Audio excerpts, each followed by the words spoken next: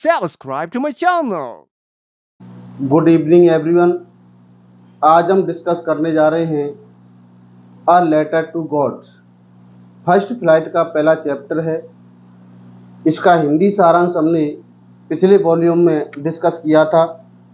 आज टेस्ट के अनुसार इसका हिंदी ट्रांसलेशन पढ़ने के लिए जा रहे हैं, तो शुरू करते हैं। The house the only one in the entire valley.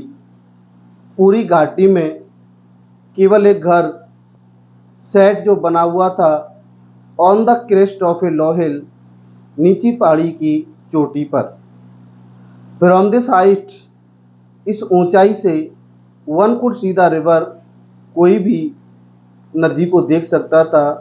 And the field of ripe corn dotted with the flowers, और उन खेतों को देख सकता था जिसमें फसल खड़ी हुई थी और फूल खिले हुए थे। That always promised a good harvest, वो फूल हमेशा एक अच्छी फसल होने का दावा करते थे। The only thing the earth needed was a downpour और least at a shower, least a shower, तो पृथ्वी को तेज बारिश और एट लीस्ट शावर, या फिर कम से कम बौछारें की ज़रूरत थी। अर्थात कह सकते हैं फसल को पानी की ज़रूरत थी। Through out the morning Lencho, पूरी सुबह Lencho, who knew his fields intimately, जो कि अपने खेतों के बारे में, फसल के बारे में बहुत ज़्यादा जानकारी रखता था। Had done nothing else but see the towards the north east, वो उसने कुछ नहीं किया और वो उत्तर पूर्व की दिशा में आकाश की ओर देखने लगा। नाउ वी वर रियलिंग going to get some water woman, अब लेंचो वापस घर आ जाता है, शाम का समय हो जाता है और वो अपनी पत्नी से कहता है कि अब हमें कुछ पानी मिलने के लिए जा रहा है। The woman who was preparing supper replied, वो महिला जो शाम का खाना पका रही थी, रिप्लाइड, उसने जवाब दिया, यस गॉड विलिंग, हाँ भगवान की मर्जी। The older boys were working in the fields, Lencho के बड़े लड़के खेत में काम कर रहे होते थे। While the smaller ones were playing near the field, और छोटे छोटे बच्चे घर के पास खेल रहे होते थे। Until the woman called through them all, जब तक उन बच्चों की माँ उन्हें आवाज़ दे करके नहीं बुलाती थी, कम फॉर डिनर, आओ खाना खा लो। It was during the meal, और यह जो भोजन के दौरान हुआ था, that just as Lencho had predicted, जैसा लेंचो ने पूर्व अनुमान लगाया था, big drops of rain begin to fall, वर्षा की बड़ी बड़ी बूंदें गिरने लगी। इन द नॉर्थ ईस्ट, उत्तर पूर्व दिशा में, ह्यूज माउंटेन्स ऑफ क्लाउड्स, वर्षा रूपी बड़े बड़े बादल, कुड बी सीन अप्रोचिंग, वो वहाँ पर आते हुए देखे जा सकते थे। उत्तर पूर्व दिशा में पर्वताकार के बादल उस घाटी की तरफ पहुंचते हुए देखे जा सकते थे। The air was fresh and sweet, हवा ताजी और सौम्य चल रही थी। The man went out for no other reason than to have the pleasure of feeling the rain on his body. The man Lencho went out, घर से बाहर गया, फॉर नो अदर रीजन, बाहर जाने का कोई दूसरा कारण नहीं था, than to have the pleasure of feeling the rain on his body, वो अपने शरीर पर वर्षा की बूंदों का आनंद लेने के लिए गया था और कोई दूसरा कारण नहीं था। एंड व्हेन ही रिटर्न्ड, जब वो लौट करके अंदर आया, ही एक्सक्लेम्ड, उसने विस्मय से कहा, these aren't raindrops falling from the sky, क्या ये वर्षा की बूंदें आसमान से नहीं गिर रही हैं? दे आर न्यू कॉइंस, वो नए नए सिक्कों की तरह हैं। The big drops are 10 cent pieces and the little ones are 5, और लेंचो ने वर्षा की बड़ी बड़ी बूंदों को 10 सेंट के सिक्के का आकार दिया और छोटी छोटी बूंदों को 5 सेंट के सिक्के के समान माना। विद अ सेटिस्फाइड एक्सप्रेशन, अब वर्षा को देख करके लेंचो के चेहरे पर एक संतुष्टि की मुस्कान थी। ही regarded the field of ripe corn, Lencho ने माना कि पकी हुई फसल के जो खेत हैं, विद इट्स फ्लावर्स, फसल में फूल खिले हुए हैं। Draped in A curtain of rain, वो वर्षा रूपी आवरण में ढक गए। बट सडनली, लेकिन अचानक, a strong wind begin to blow, तेज हवा चलने लगी।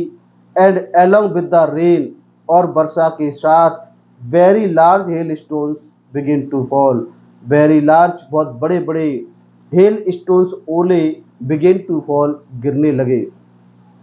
These truly did resemble, these means ये ओले, ट्रूली डिड रिजेंबल, देखा जाए तो सत्य रूप में वो समान लग रहे थे, न्यू सिल्वर कॉइन्स, नए नए चांदी के सिक्कों की तरह।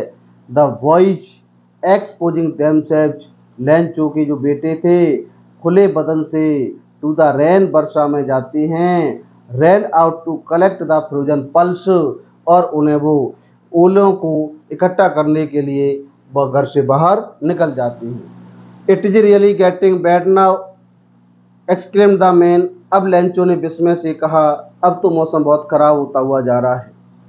आई hope it passes quickly, Lencho आशा करता है कि यह खराब मौसम शीघ्र ही निकल जाएगा। It did not pass quickly, लेकिन यह मौसम शीघ्र ही नहीं निकला। फॉर एन आवर, एक घंटे तक, the hell rained on the house, घर के आसपास 1 घंटे तक ओलों की बरसात हुई। द गार्डन, बगीचे में ओलों की बरसात हुई। द हिल साइड, पूरी पहाड़ी में, पूरी तलहटी में बरसात हुई। द कॉर्नफील्ड, और अनाज के जो खेत खड़े हुए थे वहाँ पर ओले गिरे। ऑन द होल वैली, पूरी घाटी में ओले गिरे। द फील्ड वॉज वाइट, पूरा का पूरा क्षेत्र सफ़ेद हो गया था। As if covered with salt, ऐसे लग रहा था मानो नमक से उस क्षेत्र को ढक दिया गया हो।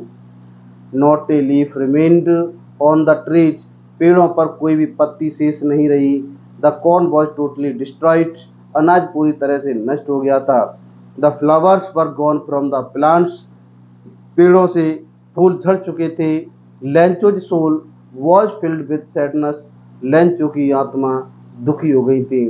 Van the storm had passed, जब तूफान निकल गया था। He stood in the middle of the field, Lencho अपने खेत के बीच में खड़ा हो गया। And said to his sons, और उसने अपने बेटों से कहा, a plague of locust would have left more than this, अब वो लैंचो अपने बेटों से कहता है, a plague of locust would left more than this, यदि कोई फसल में टिड्डियों का रोग आता तो इससे ज़्यादा फसल हमारे लिए बच जाती।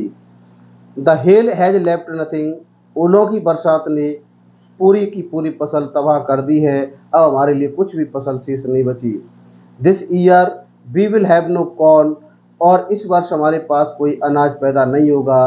That night was a sorrowful one, वह रात्रि लैंचो के लिए बहुत ही दुख भरी भयानक रात्रि थी। ऑल वर्क फॉर नथिंग, पूरी रात्रि तक वो सोचता रहा, हमने जो कुछ भी काम किया वो सब चौपट हो गया, सब मिट्टी में मिल गया। There is no one who can help us, और यहाँ पर इस घाटी में कोई और व्यक्ति नहीं है जो हमारी सहायता कर सके।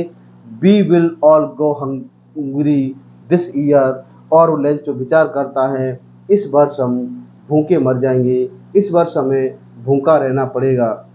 दोस्तों, ये रहा अ लेटर टू गॉड का फर्स्ट वॉल्यूम। यदि आपको ये वॉल्यूम अच्छा लगे तो चैनल को सब्सक्राइब करो, वीडियो को लाइक करो और शेयर करो, क्योंकि इसके बाद वाला जो वीडियोज है, जब आप चैनल को सब्सक्राइब करोगे तो उसका नोटिफिकेशन आपको सबसे पहले मिल जाएगा। धन्यवाद।